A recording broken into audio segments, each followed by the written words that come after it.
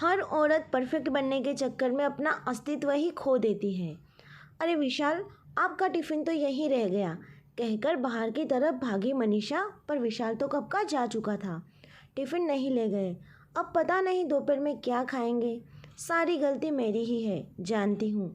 उन्हें कुछ याद नहीं रहता, फिर रोज़ की तरह हाथ में क्यों नहीं पकड़ाया। खुद ही बड़बड़ाई जा रही थी मनीषा। उतने में मम्मी जी की आवाज़ कानों में पड़ी। मनीषा, मेरी पूजा खत्म हो गई है, नाश्ता बन गया हो तो लगा दो। टिफ़िन टेबल पर रखे वह फटाफट पराठे देखने लगी। अरे यह टिफ़िन तो यहीं पड़ा है मनीषा, तुम्हारा ध्यान कहाँ रहता है आजकल? कोई भी काम ठीक से नहीं करती हो। अब मेरा बेटा दिन भर भूखा रहेगा क्या ऑफिस में? सासू माँ ने भी सारा ठिकरा बहू के सिर पर फोड़ दिया। वह तो मौसी जी ने संभाल लिया, वरना आफत ही कर देती रुक्मणी जी। आज फिर नाश्ते में पराठे? मुझे नहीं खाना, मेरे लिए तो कुछ और बना दो भाभी, देवर आशीष ने मुंह बनाते हुए कहा। मेरा मैंगो शेक बन गया क्या भाभी? अपने स्कूटी की चाबी हिलाते हुए वानी बोली। मम्मी जी पापा जी को नाश्ते में सब्जी पराठे के अलावा कुछ और नहीं चाहिए। आशीष को पराठे नहीं चाहिए, वानी को कोल्ड कॉफ़ी और मैंगो शेक चाहिए होता है।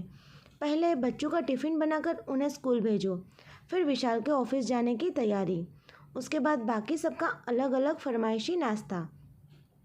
सुबह के वक्त तो बिल्कुल चक्कर गिनी सी बन जाती है मनीषा। मशीन की तरह हाथ चलाती है, फिर भी कुछ ना कुछ गड़बड़ हो ही जाती है।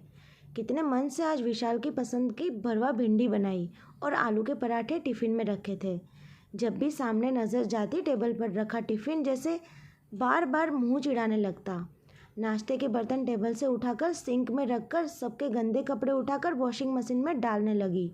तभी ध्यान आया, आशीष ने बोला था अभी मेरे कपड़े मशीन में मत डालना। जल्दी से उसके कपड़े अलग कर एक तरफ रखे। इतने में सुजाता मौसी उसके पास आकर बोली, मनीषा बेटा, आपने नाश्ता किया या नहीं आज? बस मौसी जी, मन ही नहीं कर रहा था कुछ खाने का। इधर आओ मेरे पास, आकर बैठ। अपनी सास की बात को दिल पर मत ले, नाश्ता कर ले।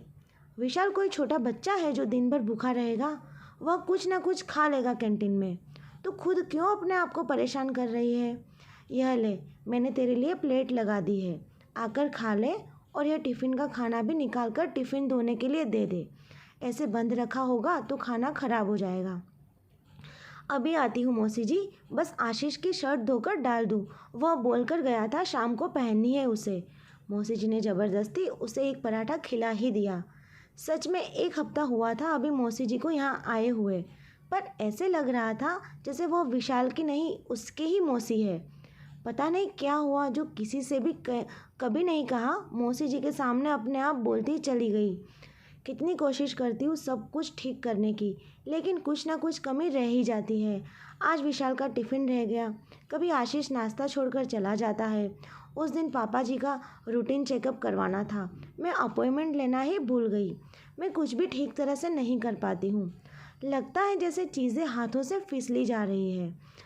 एक को खुश करती हूँ तो दूसरा नाराज़ हो जाता है। कौन कहता है कमी रह जाती है? मुझे तो कोई कमी नहीं लगती।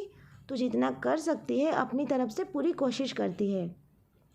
एक बात कहूँ बेटा, गलती किसी की नहीं होती। हम ही परफेक्ट बनने के चक्कर में पूरी दुनिया भर का बोझ अपने सिर पर लाद देते हैं।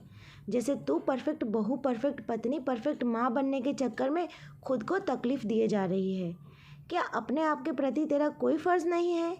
शक्ल देख अपनी, शादी में जब देखा था तुझे तो कैसा चेहरा तेरा चमक रहा था, आज देख कैसा मुरझाया पड़ा है। कितनी अच्छी पेंटिंग बनाती थी तू, पहले सब तारीफ़ करते थे। ज़रा अपने शौक़ के बारे में भी सोच।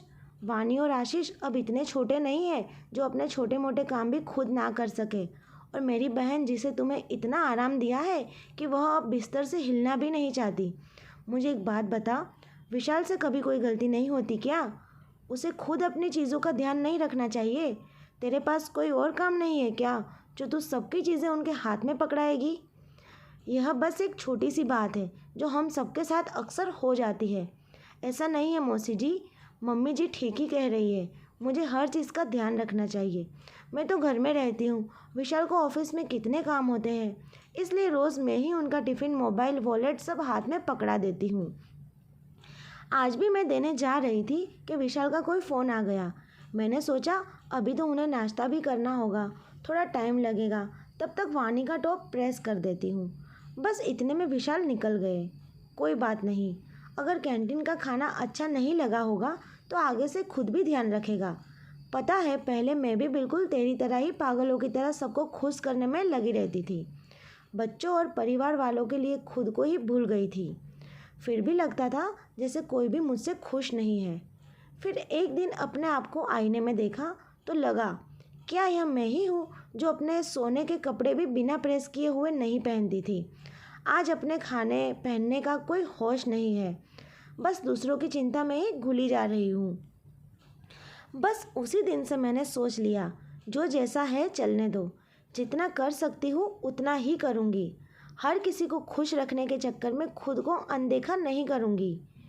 पता है उस दिन के बाद मैं बहुत खुश रहने लग गई, क्योंकि जब मैंने अपना हाथ खींच लिया तो सबने अपने अपने काम करना शुरू कर दिया था। चाय में चीनी ज़्यादा पड़ गई तो कोई बात नहीं, एक दिन मीठी चाय पी लो। आज कपड़े धोने का मन नहीं है तो नहीं धोती थी। हमारे पास सिर्फ 2 जोड़ी तो कपड़े नहीं होते हैं ना। अभी सुबह आँख नहीं खुली और बच्चों की स्कूल बस छूट गई तो पहले की तरह दुखी होने की बजाय लगता था चलो आज सब मिलकर खूब धूम मचाएंगे। हाइजीन की फिक्र छोड़कर कभी कभी बाहर जाकर चाट पकौड़ी भी खा लेती थी। जब से परफेक्ट बनने का भूत मेरे सिर से उतरा है, सच में ज़िंदगी का मज़ा आने लगा। अब मैं सबकी खुशी के साथ साथ अपनी खुशी का भी ध्यान रखती हूँ।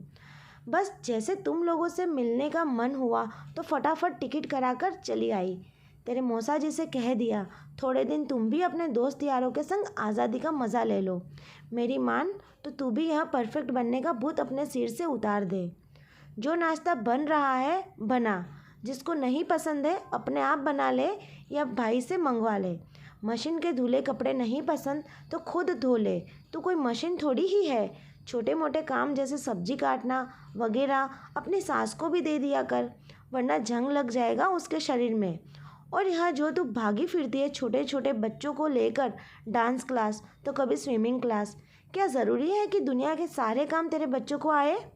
अरे उन्हें शौक होगा तो खुद सीखने की लगन होगी तो बाद में भी सीख सकते हैं। 15 दिन रहने के बाद मौसी जी तो चली गई, पर उसे जीने का जैसे गुरु मंत्र दे गई थी। उसने उनसे वादा किया कि अगले साल जब वह आएगी तो एक नई मनीषा को पाएगी। जानती थी आगे का सफ़र आसान नहीं है, एकदम से कोई चमत्कार तो नहीं हो जाएगा। बहुत सारी अड़चनों का सामना उसे करना पड़ेगा, लेकिन अपने लिए, अपनी खुशियों के लिए एक कोशिश तो उसे करनी ही थी। अगले दिन शीला के जिम में कुछ और काम सौंपे।